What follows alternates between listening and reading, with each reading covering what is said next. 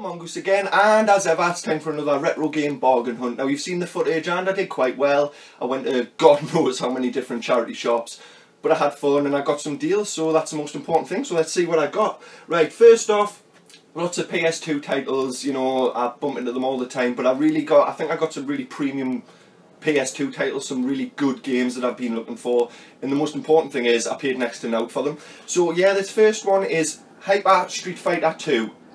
Basically, this is the 15th anniversary of Street Fighter 2 when it was released back in 2003.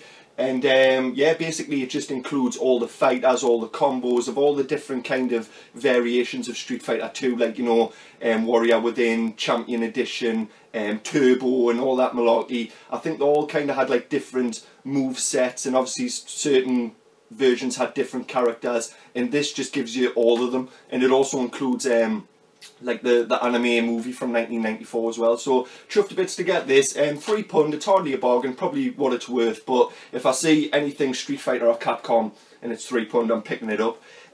Next is a game I'd never even heard of, but I'm checking out people's PS2 greatest games list, and this is in a lot of people's top 10. It's Beyond Good and Evil.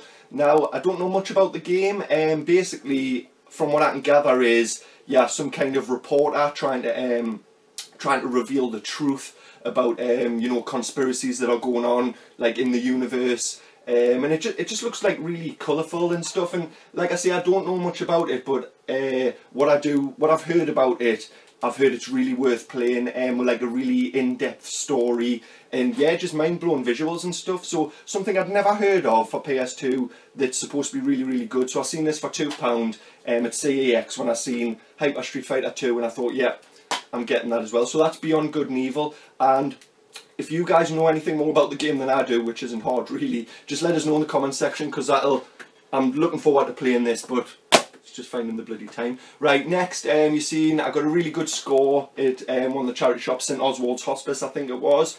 I'm a sucker for movie tie-in games. I'm always looking for good ones. So I got Spider-Man 3 and Episode 3 Revenge of the Sith.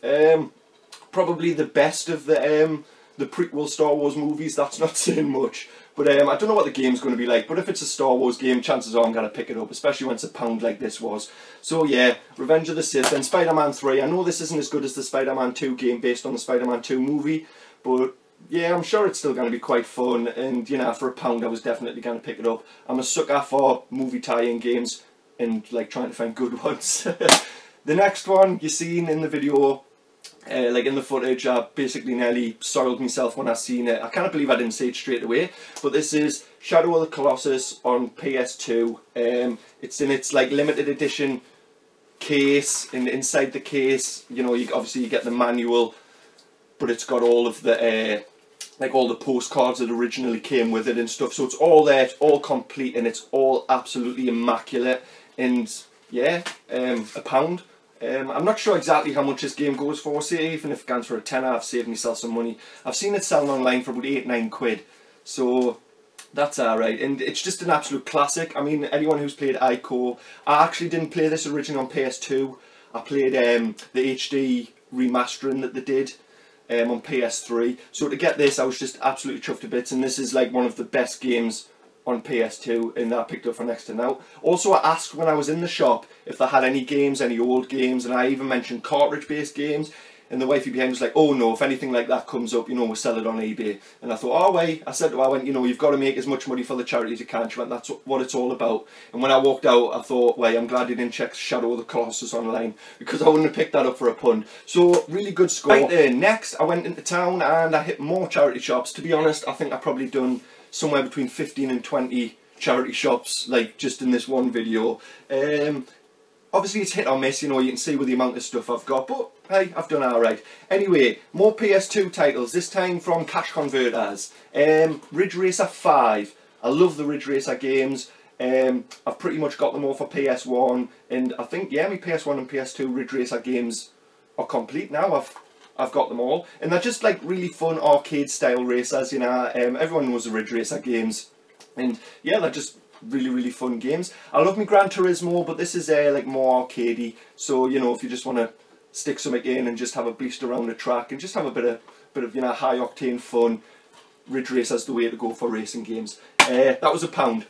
Next, Silent Scope 3. This was also £1 at Cash Converters. Damn, Cash Converters are good for cheap games. And yeah, I mean, I played a lot of this in the arcade. I don't think it was Silent Scope 3, it would have been 1 or 2. But this is played with the controller. I don't think you can actually play it with a light gun, which would be absolutely cool, because I mean, the arcade, you know, you use like a sniper rifle in the arcade. It had a zoom function and all that. But I mean, this is still going to be fun, you know. And I mean, it's a Konami game, so I seen Silent Scope 3 by Konami for £1. I'm picking that up. Next, I mentioned in my last video about iToy. I got iToy Play. I'm doing really well. I think there's not many iToy games that I need now to have like the whole set of all the iToy games that they actually released. Like I said, it's a small goal, but I really love the iToy. I think it was really underrated, and you know, ahead of its time really. I think it did what the Kinect did years before the Kinect, and you know, it's not even like really, you know, high-end technology, you know. It's very simple how the thing works, but it's just very effective. So yeah, if anyone gets a chance to get an iToy, get a bloody iToy, because you can pick them up for next to now, and I got this game for 50p, so that was definitely going to happen. Next up was really interesting as well. I believe it was the Mine charity shop I went into. I picked this up complete in box for £1.50.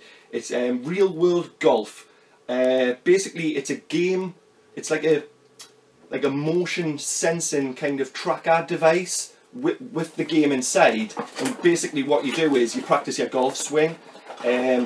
See the games in there. You've got like the software, the disc to run it.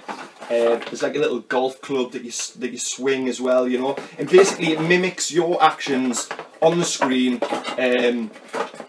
Yeah, so you can see, you know, how good your golf swing is or how bad your golf swing is. I don't know much about golf. I'm not a big fan of golf, but you know, this was there in complete in box, and any kind of like peripheral like this that I see in its box, I'm gonna pick up. So for £1.50, yeah, it's just like a real world golf game track system, and I'd never seen it, never heard of it, but I've seen it, seen PlayStation 2, and I knew I had to have it. So £1.50 for that. Yeah, I'm sure it'll look pretty good on a shelf. Next as well, I went to another charity shop, and I mentioned in the video, always ask, definitely always ask, because you never know what you're going to miss out on. And I picked all these 3 games up for £1 each. I'd asked if they had any games in the back, and the wifey went out and she was away for about 5 minutes, but she came back with a big tub, and you seen us go through it. And yeah, I picked up Sports Talk Football 1993 for Mega Drive. Generic sports game, but if I'm in the charity shop and I see a box Mega Drive game for £1, you know, I find, well, I'm going to pick it up. I don't find cartridge-based games that often, but over the past few weeks I have actually been bumping into them. So yeah, the moral of the story is always ask people. Now the next 2 I was really chuffed about. Metroid Prime. Just a brilliant game, really. I know some people kind of don't like how it detoured from the original Metroid games, but I think as far as converting, you know, the old Metroid games like Super Metroid and Metroid on NES into like a 3D universe, this did a brilliant job. And I think at the time it wasn't well received, but as time's gone on, I think people have grown to really love the Metroid Prime series, and I'm one of them. And this is a player's choice, so it's kind of like, you know, the platinum version of it. But you know, for £1, I very rarely bump into GameCube games, especially, you know, some of the most sought after games on the system. So chuffed to get that for £1 with Sports Talk 93, and of course Kirby's Epic Yarn, £1. I've seen this getting sold online for, you know, what, like £10 to £15, and I managed to pick it up for £1. So chuffed to bits. I know when Yoshi's Woolly World came out, everyone kind of thought it was going to be like a continuation for this, and some people were disappointed, but from what I've gathered is Kirby's Epic Yarn is like a really fun platformer starring Kirby. Everyone knows I'm a Nintendo fanboy, you know, so to pick up a Metroid game and a Kirby game for £1, you know, chuffed a bit. So yeah, that was pretty much it. I scored some good stuff. I think the boxed Real World Golf, you know, motion capture thing was a cool thing to find. Never seen it. Obviously, Shadow of the Colossus for £1, Metroid Prime for £1, Kirby's Epic Yarn for £1, and a Mega Drive game boxed with instructions for £1.